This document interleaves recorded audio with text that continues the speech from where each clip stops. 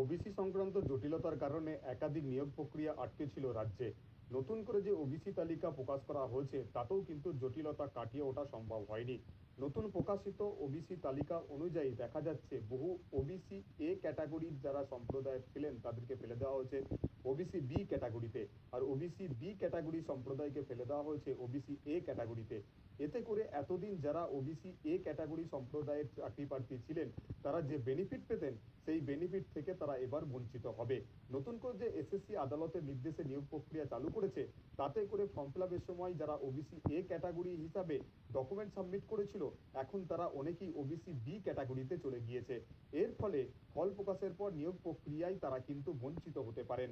তাই নতুন করে এসএসসি যাতে পোর্টাল চালু করে আবার এই সমস্ত যোগ্য শিক্ষকদের যারা পরীক্ষায় বসেছিলেন তারা যাতে তাদের আবার ওবিসি সার্টিফিকেট ওয়েস্ট করতে পারে সেই ব্যবস্থা করতে হবে রাজ্য সরকারকে।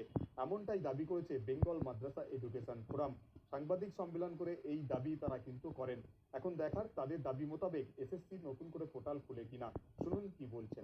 এটা যে এ থেকে বি কনভার্সেশন করতে যে 40টি কমিউনিটি ক্ষতিগ্রস্ত হয়েছে, অর্থাৎ 140টার মধ্যে 40টাকে এ থেকে বি এ গেছে, বি থেকে এ গেছে।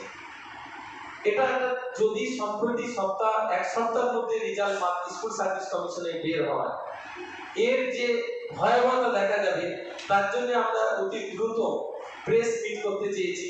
আমরা স্কুল সার্ভিস কমিশন এবং রাজ্য সরকারের কাছে আমরা দাবি করব যে স্কুল সার্ভিস কমিশনের রেজাল্ট বেরোনোর আগে আরেকবার স্কুলের পোর্টালটা খুলে দেওয়া হোক সার্টিফিকেশন তাদের এন্ট্রি করার জন্য।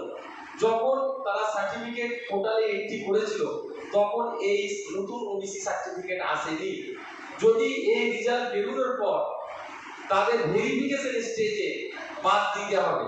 আমরা অত্যন্ত ব্যথিত, যারা যোগ্য তারা চাকরি চলে যাওয়ার পরে আবার দ্বিতীয়বার পরীক্ষা দিল, সেই 7 বছর চাকরি করার পর আবার পরীক্ষা দেওয়ার পর যদি এই পরীক্ষায় উত্তীর্ণ হওয়ার পর তার সার্টিফিকেটে ইনভ্যালিডেশনের জন্য তাকে যদি বাদ দেওয়া হয়, এটা তীব্র অসন্তোষে দানা বাঁধবে এবং প্রকৃত যোগ্যকে বঞ্চিত করার একটা প্রয়াস চলবে।